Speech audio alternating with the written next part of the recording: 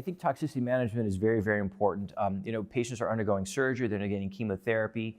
When you're combining Avastin with carboplatin and paclitaxel, I think they're very well tolerated. When you think of carboplatin and paclitaxel, you can have intermittent nausea, vomiting.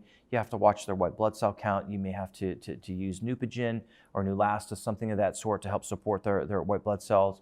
Mild fatigue, intermittent nausea, vomiting, intermittent diarrhea.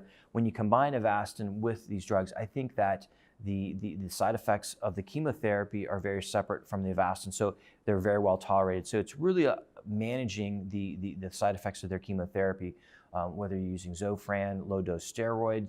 I try to break the cycle, so even before they're getting their chemotherapy, we'll be giving these patients anti-nausea medications. We'll be looking at the urinalysis and looking for hypertension, again, in combination with the carboplatin paclitaxel. But I have to say, in managing like hypertension and proteinuria, it seems like it's further down the line when we're treating patients with Avastin on that maintenance therapy for that. And I would have to say roughly 40 to 50% of the patients may get some mild to moderate hypertension. So I tell the patients to be prepared for that. If they need to get started on metoprolol or some type of beta blocker to help with their hypertension, I think that's very reasonable. But I think the upfront setting with carboplatin, paclitaxel, and Avastin, it's very well tolerated.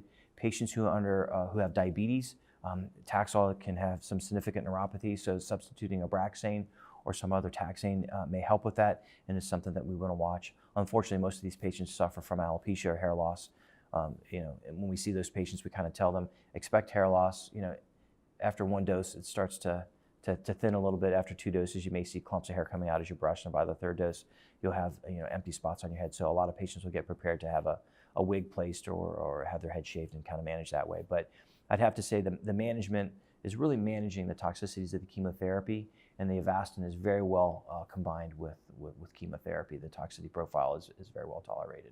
When you look at prolonged exposure to bevacizumab, the 2 side effects that I think you're most commonly going to see are going to be hypertension and proteinuria. And again, that's where you need to really start to manage the hypertension, working with the patient's internal medicine physician, primary care physician, to keep that hypertension under good control. If patients develop a certain amount of proteinuria, sometimes you need to discontinue the Avastin, let the kids in recovery, and then they can get started back on Avastin at that time.